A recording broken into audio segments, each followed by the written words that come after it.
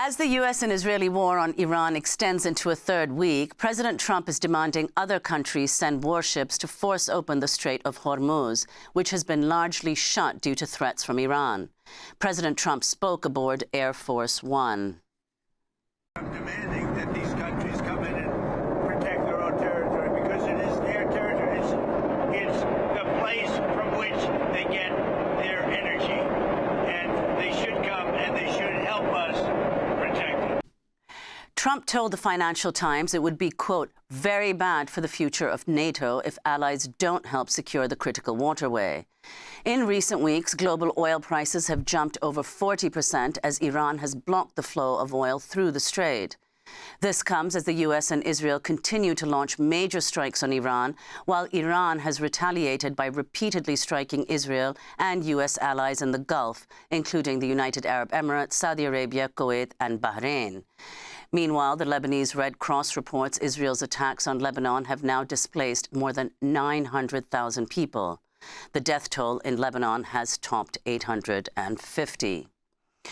We begin now with two guests. Naghmeh Sohrabi is a professor of Middle East history at Brandeis University. Earlier this year, she began translating articles from Persian to English by writers inside the country. Her recent piece for Equator is headlined Iran's Fearless Intellectuals. She's written extensively on Iranian history and politics and was previously the president of the Association for Iranian Studies.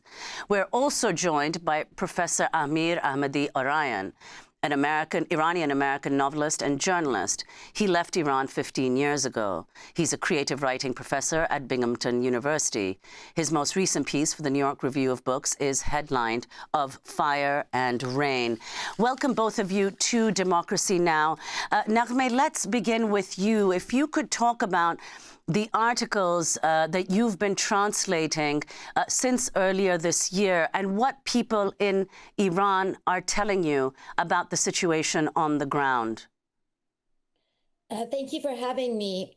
I started translating these articles after the January brutality and atrocity of the state towards the protesters. So there's been a whole series of events and articles about that, but specifically about what is going now. There's been a trickle coming through, but what has really been interesting has been two things.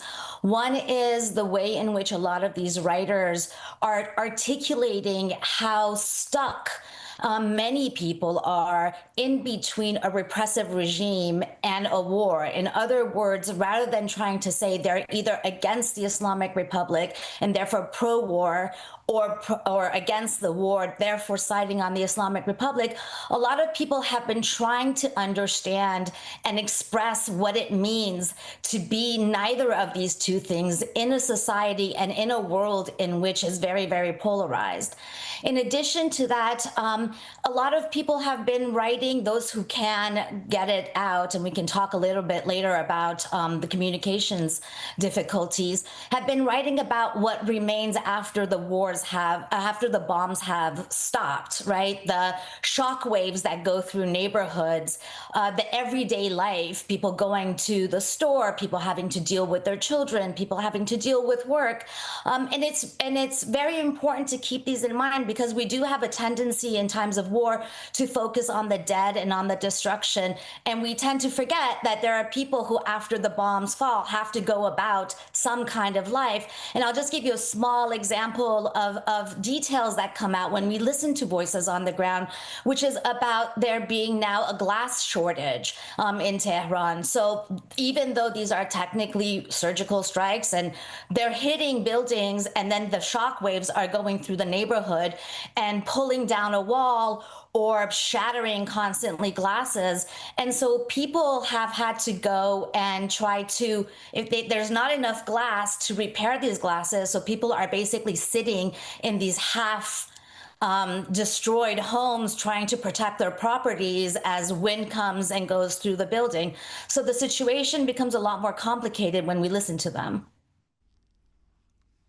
Professor Sohrabi, you write in your piece about how people are feeling completely crushed by two forces, by the pro-war movement in the diaspora of Iranians outside of Iran and the crushing assault of the regime.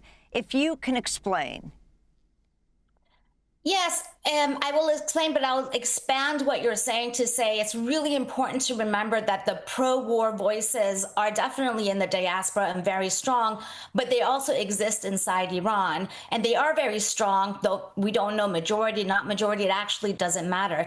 And the reason that's important is because what a lot of people inside Iran have to contend with is the environment in which they're living in.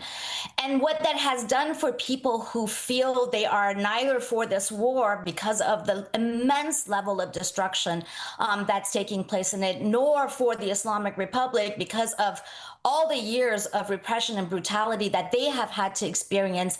There's a sense of isolation that is developing among that segment of the population, a sense of withdrawal. Somebody said to me very recently, I've just stopped talking to anybody. I can't talk to anyone because it's either this one or that one.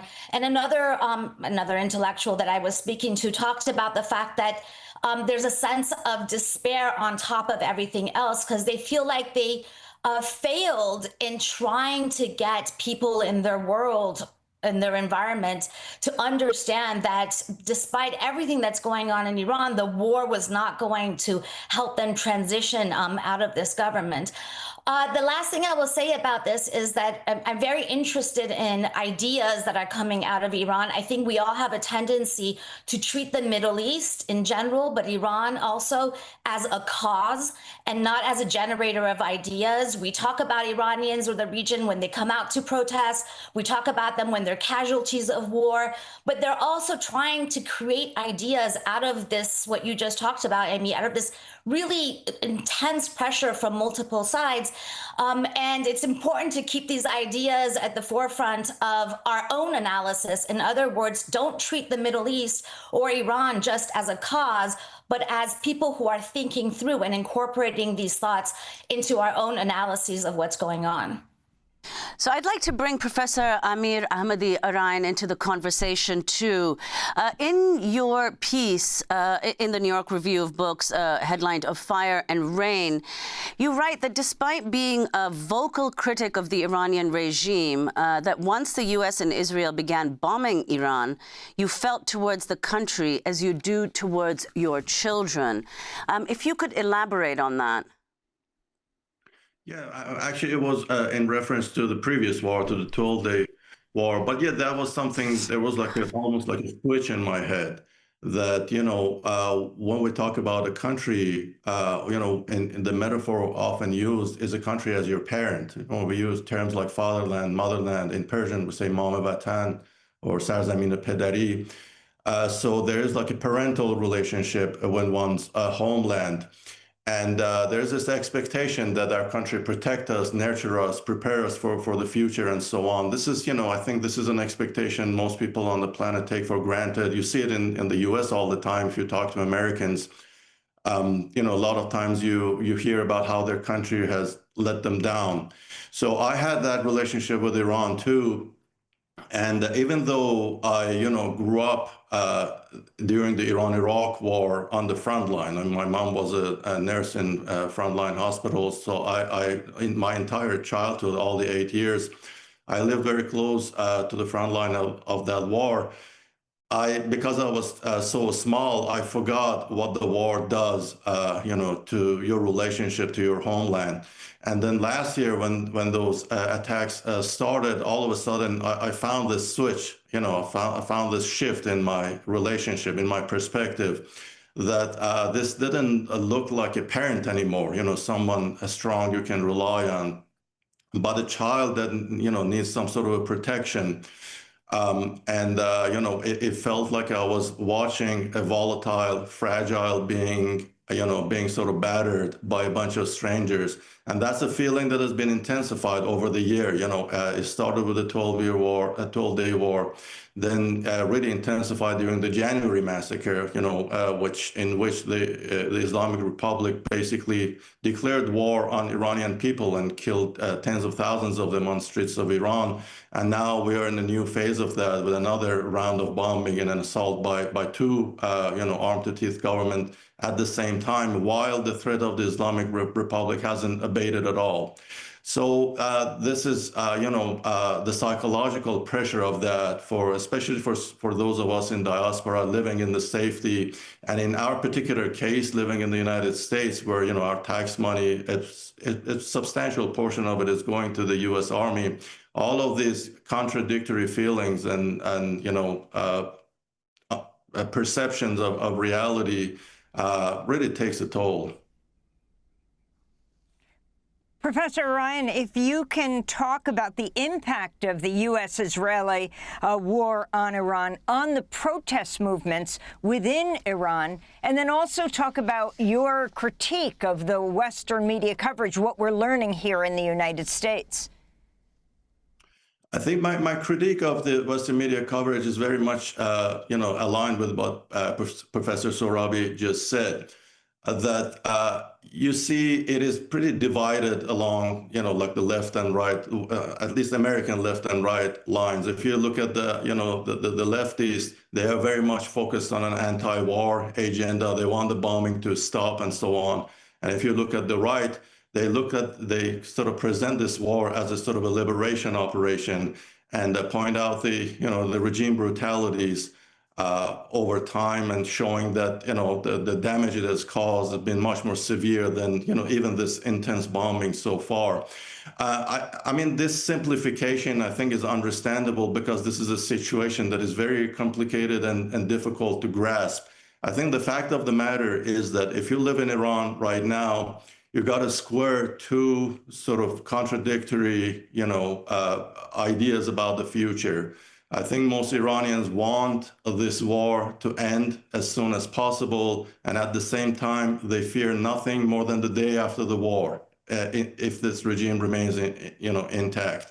So, there's nothing. I think it's anyone who has been in a war zone at any point in their lives, I think they know.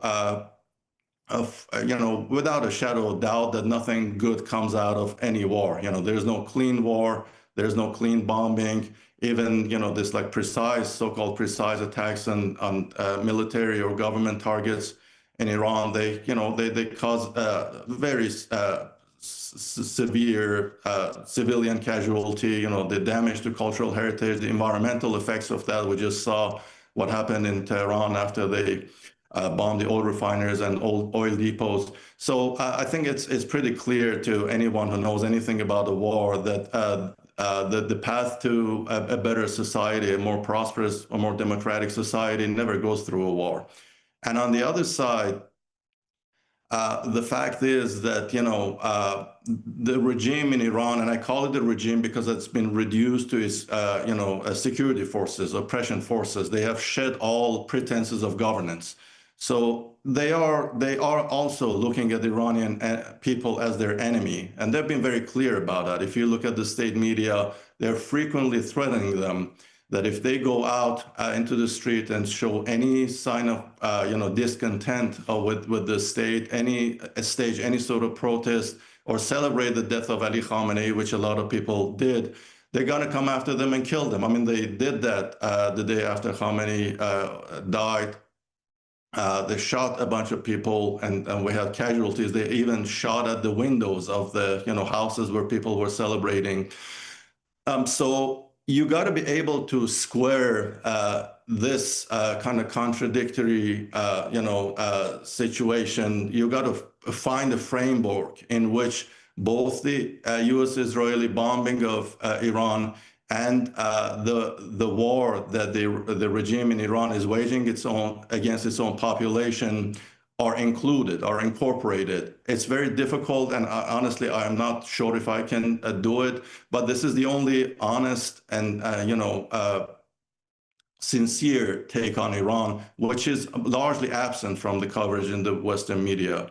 As for your first question about the impact of that on the protest movement in Iran, I know from personal experience, even though I was very small, but that war lasted long enough for me to sort of have a pretty good sense of what it does to a civilian population.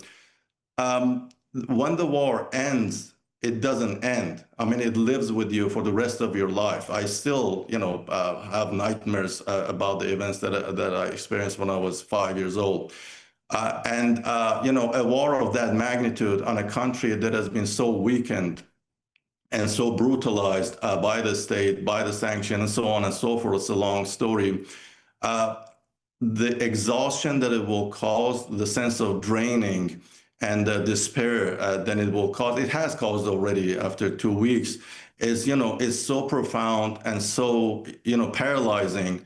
Then the expectation that people come out of this war and organize a political movement to start even think about doing anything that will lead to a meaningful change in the political status quo, it's a fantasy. Right now, as soon as the bombs start to fall, people's survival instinct kick in. They look for shelter, they look for water and food, they want to protect their family, especially their kids, and they're going to stay in the survival, mode as long as the war goes on. And after the bombing stops, which none of us knows when that will happen, it takes months to kind of process this situation, to kind of live with this trauma or incorporate that trauma into their life, and even start thinking about doing sort of anything else, to organizing or going out or participating in any kind of political process. Thanks for watching Democracy Now! On YouTube. Subscribe to the channel and turn on notifications to make sure you never miss a video. And for more of our audience-supported journalism, go to democracynow.org, where you can download our news app, sign up for our newsletter, subscribe to the daily podcast, and so much more.